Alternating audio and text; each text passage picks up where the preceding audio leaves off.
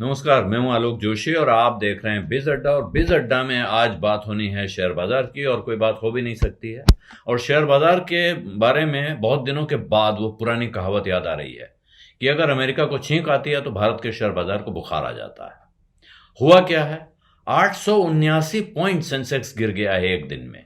क्या वजह हो सकती है? तो इसकी वजह भारत में ढूंढने की कोई आवश्यकता नहीं है, कोई ज़रूरत नहीं है, और आप बहुत कोशिश करेंगे तब भी यहाँ मिलेगी नहीं, क्योंकि वजह अमेरिका में है। अमेरिका में जो अमेरिकी सेंट्रल बैंक है, फेड रिजर्व, उसकी तरफ से अंग्रेजी में कहते हैं हॉकिश कमेंट्री। हॉक जो है बाज को कहा जाता है, चील को कहा जाता है, जो शिकार पे झपट्टा मारते हैं। तो डविश होता है जिस समय वो नरम रुख अपना रहे होते हैं, हॉकिश होता है जिस वक्त वो कड़ा रुख अपना रहे होते हैं। तो उम्मीद क्या थी? उम्मीद थी कि वहां महंगाई के आंकड़े बेहतर आ गए हैं, और ऐसे में शायद अमेरिकी फेड रिजर्व कुछ नरम रुख अपनाएगा। इसके बावजूद उसने एक तरह से बाजार को चौंका दिया है अपनी हॉकिश टोन बरकरार रख के, यानी अभी वो कड़ाई जारी रखेगा, ये संकेत उसने दिया है।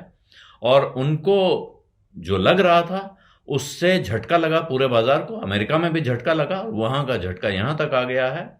और अब सबकी नजरें लगी हुई हैं, बाजार के जानकार कह रहे हैं, अब वो बैंक ऑफ इंग्लैंड और यूरोपियन सेंट्रल बैंक के की तरफ देख रहे हैं कि वो क्या फैसला करते हैं। कहीं वो भी अमेरिका जैसा ही रुख अपनाएंगे तो बहुत मुश्किल हो जाएगी। और इस मुश्किल का असर न सिर्फ शेयर बाजार पे दिखा है, बल्कि फॉरेन एक्सचेंज पर भी दिखाई पड़ रहा है।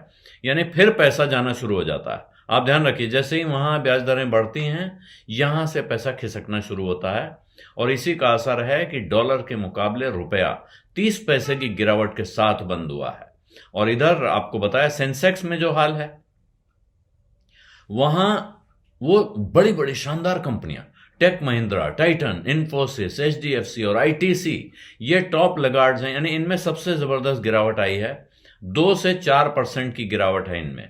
इसके साथ में एचडीएफसी का नाम पहली लिस्ट में आ गया, एचडीएफसी दूसरी लिस्ट में शामिल है, टाटा स्टील है, टीसीएस है, स्टेट बैंक ऑफ इंडिया है, और आईसीआईसीआई बैंक है, और नेस्ले भी है, जिनमें गिरावट दिखाई दी है। जो शेयर बढ़ के बंद हुए हैं वो हैं एनटीपीसी और सन फार्मा जैसे शेयर। उधर निफ्टी का आईटी इंडेक्स 2.25%, 2.14% गिर के बंद हुआ है, जबकि निफ्टी का पीएसयू बैंक इंडेक्स, जो सरकारी बैंकों का इंडेक्स है, वो 2.1% नीचे बंद हुआ है। निफ्टी फाइनेंशियल सर्विसेज और निफ्टी मेटल में भी गिरावट आई है। और अगर आप ब्रॉडर मार्केट देखते हैं, यानी कि बड़े इंडेक्स से बाहर मिड कैप स्मॉल कैप को बताने वाले जो इंडेक्स हैं, वहां निफ्टी मिड कैप 1.2% और निफ्टी स्मॉल कैप सिर्फ 0.61% गिर के बंद हुआ है। यानी छोटे शेयरों में अभी झटका नहीं आया है। ये जो झटका आपको दिख रहा है ये बड़े इंडेक्सेस में है, और जो लार्ज कैप या ब्लू चिप कहलाते हैं उनमें दिखाई पड़ रहा है। उधर कच्चे तेल में जो एक ही रात की खबर हो सकती है कि ब्रेंट क्रूड का फरवरी फ्यूचर जो आया है वो थोड़ा सा और गिर के नरम दिखाई पड़ रहा है, जबकि डॉलर का मजबूत होना उस नरमी को एक तरह से बराबर कर देगा। और इसीलिए बाजार में गिरने वाले शेयरों की संख्या ज्यादा थी, 2152, जबकि बढ़ने वाले 1405 थे, और 123 शेयर ऐसे थे जिनमें कोई बदलाव नहीं हुआ, जहां थे वहीं रहे। ऐसे में अब क्या चिंता क्या हो रही है? चिंता सबसे बड़ी यह है कि अमेरिकन फेड रिजर्व ने अगर इस बार यह किया है तो क्या वो आगे फिर अब उसी राह पे चलेगा, वो आगे और अपने रेट बढ़ाता रहेगा? साथ में एफएनओ की एक्सपायरी और अमेरिकी फ्यूचर में भी कमजोरी, ये असर, ये चीजें हैं जिनकी वजह से बाजार बंद होते होते, ये ध्यान रखिए कि बाजार के आखिरी दौर में अचानक झटका आया है, जिसकी वजह से बाजार में तेज गिरावट आई है। और ये गिरावट सिर्फ यहां नहीं दिख रही है, आपको बाकी जो बाजार अभी तक के बंद हुए हैं, जापान का निक्केई, ऑस्ट्रेलिया का एएसएक्स 200, और चाइना में शंघाई, हांगकांग का हैंग सेंग, और साउथ कोरिया का कोस्पी, ये भी करीब 1.5% तक गिरे हैं दिन में। यूरोप भी कमजोर शुरुआत हुई है यूरोप की, और नीदरलैंड में, यूके में, तमाम जगह गिरावट है। और साथ में अमेरिकी शेयर बाजार भी मंदी के साथ ट्रेड कर रहा है, जिसकी वजह से ये असर और गहरा है। जब शुरुआत होती है उसी समय जब बाजार वहां खुलते हैं यूरोप में, वो 230 फैक्टर कहलाता था पहले। 2:30 बजते ही अचानक बाजार में हड़कंप होता था। अगर यूरोप कमज़ोर खुला है तो वो कमज़ोरी यहाँ ट्रांसमिट होती है, वो फैल जाती है। ये बहुत दिनों के बाद आज दिखाई पड़ा है। अब तक ऐसा हो रहा था कि लगता था दुनिया में कुछ होता रहे, भारत को क्या फिक्र है जी, सब चंगा सी।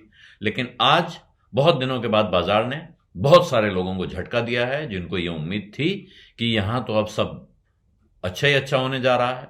ऐसे में लेकिन इसका मतलब क्या ये मान लें कि बाजार मुश्किल में आ गया है? ये कहना भी थोड़ी जल्दी है। अभी लोग इसमें हिसाब जोड़ रहे हैं। और दूसरा ये ध्यान रखिएगा कि दिसंबर का महीना है, हम दिसंबर के अंत की तरफ बढ़ रहे हैं, जब यूरोप अमेरिका के बाजारों में ज्यादातर जो ट्रेडर होते हैं, इन्वेस्टर होते हैं, सब छुट्टी चले जाते हैं। तो वो छुट्टी के मूड में होते हैं। उस वक्त भारत के जैसे बाजारों में और इमर्जिंग मार्केट्स में जो यहाँ के ऑपरेटर हैं वो बड़े खेल करते हैं, क्योंकि वॉल्यूम कम हो जाता है। जो बहुत बड़े कारोबारी इन्वेस्टर्स हैं वो रहते नहीं है मार्केट में, तो यहाँ के लोगों को खेल करने की छूट मिल जाती है। कभी ऊपर कभी नीचे कुछ भी कर सकते हैं। यहाँ भी जो बड़े व्यापारी हैं, अब अपने को जो बड़ा इन्वेस्टर मानते हैं, वो भी इस मौके पे दुनिया के बाजारों के साथ छुट्टी मनाने चले जाते हैं। और जो बचते हैं वो कुछ भी कर सकते हैं। इसलिए इस वक्त के बाजार को उतनी गंभीरता से लेना ज़रा मुश्किल है। हालांकि टेक्निकल चार्टिस्ट बता रहे हैं कि आप इस लेवल पे पहुंचेंगे तो ऐसा होगा, उस लेवल पे पहुंचेंगे तो वैसा होगा। लेकिन वो जब होगा, वो होने के बाद ही उनकी पूरी रामायण सामने आती है।